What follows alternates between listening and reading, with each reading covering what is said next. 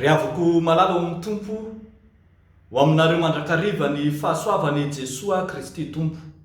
Amen. Andriamanitra mampifaly ny zanany. Andriamanitra mampifaly ny zanany.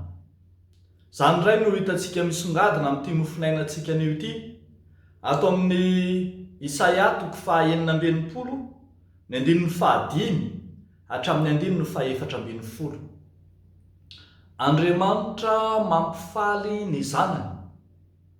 Vao omaly sika no nahita riavako ny lohahevitra ny doniantsika hoe ataovy izay hahafaly ny ray aman-dreninao, ny ray aman-dreny niteraka, ny ray aman-dreny mpanabe, ny ray aman-dreny ara-panahy, ny ray aman-dreny ara-panjakana, ary koa atao izay hahafaly an'Andriamanitra ray. Fa androany ray sika dia hijery izao lohahevitra izao manao hoe Andriamanitra mampifaly ny zanany. Haikay, na tohina ezaka ataontsika hampifaly an'Andriamanitra, Andriamanitra dia manao dingany voalohany amin'ny mandrakariva mampifaly antsika.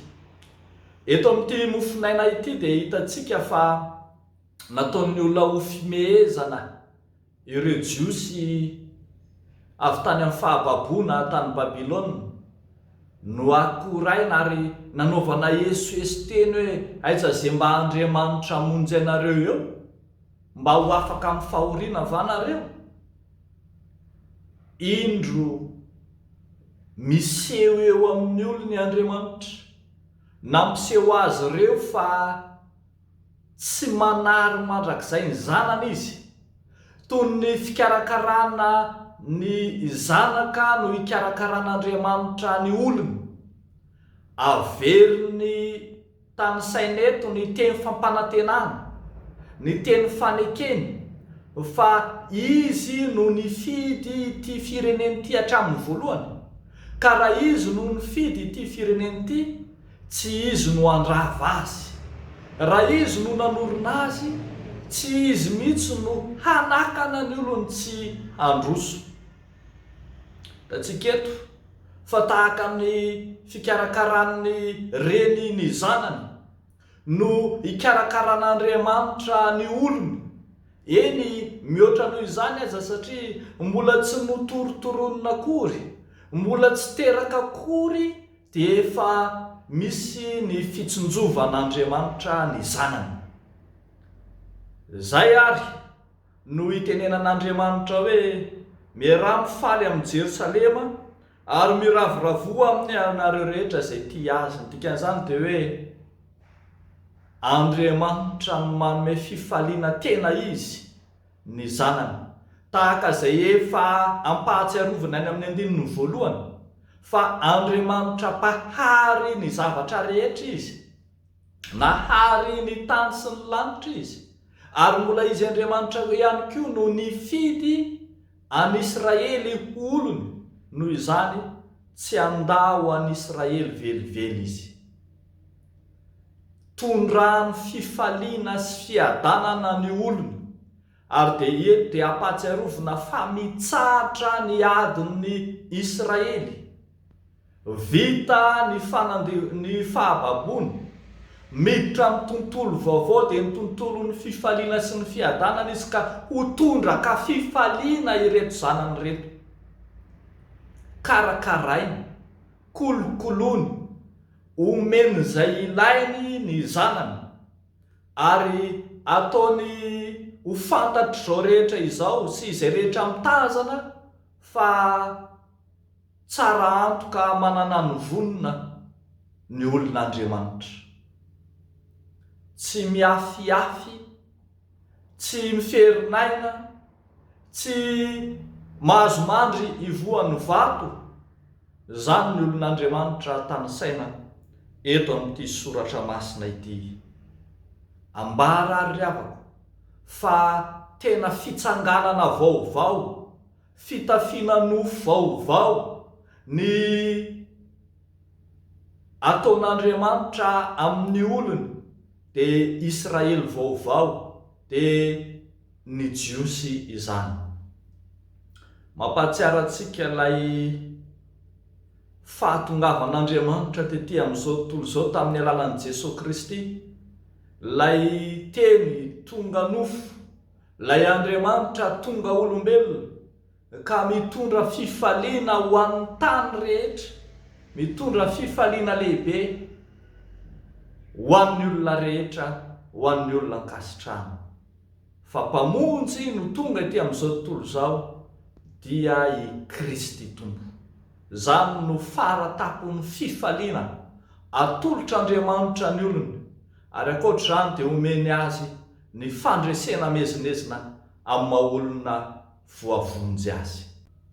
Ravako malala, mahay zary mifaly ao amin'Andriamanitra, fa Andriamanitra no mampifaly atsika, dia hiaina ny fifaliana izay zarainy isika, indrindra amin'izao fankalazana ny Noely izao. Na inona atrehantsika mety miatrika ady sarotra, ny fiangonana manokana sahiran-tsaina eo anatrehan'ny valanaretina, isindray ny famoahana lalàna vaovao makasika ny amin'izay fifehezana ny fahazona malalaka, mivavaka malalaka, na toina endrika isehony zany. Tsarovy fa Andriamanitra no mampifaly ka andeha hiaina amin'izany fifaliana, omen'Andriamanitra sy atolotr'Andriamanitra antsika izany isika.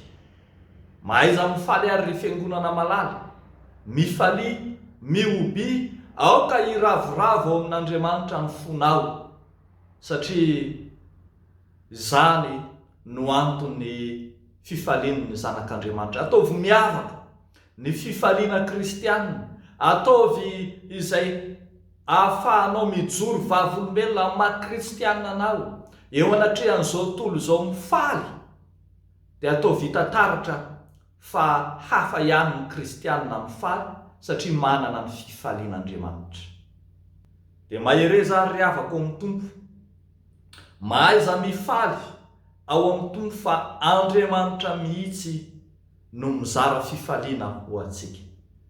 Dia n'Andriamanitra irerian'ny voninahitra. Amen. Ivavaka isika. Tompo rainay masina sy tsara indrindro, misaotra anao amin'ny fonay manontolo izahay, ny amin'ny fitiavanao, ny amin'ny fahasoavanao, ny amin'ny famonjenao. Lay Andriamanitra manome fifaliana anay, lay Andriamanitra mihevitra anay mandrakariva amin'ny zavatra rehetra. Ndreto faly sy ravo izay satria fantatray fa manana anjara ao aminao zahay. Fantatray fa tsy mandaona mahafoy anay mihitsy ianao. Ary ankehitriny vonon'izay tompo hiaina ny fifaliana sy ny fiadanana izay zarainao ho hitan'izao tontolo izao, mba handehanan'izao tontolo izao hanovy fifaliana ao aminao koa. Da io tompo ny fiainan'ny fiangonana amin'izao vanim-potoana sarotra eo anatrehan'ny fipaharian'ny valanaretina Covid-19 izao. Da io ny fiantrehan'ny fiangonana ny fankalazana ny Noely, mba ho atao ampahamendrena sy ampahatonina zany, kanefa hitondra fifaliana ho an'ny fiangonana rehetra. Da io ny fisokafan'ny fiangonana, da io ny fandaminana ny amin'ny isam-piangonana rehetra. Amin'ny anaranao Jesosy no anaovanay izany vavaka izany. Amen.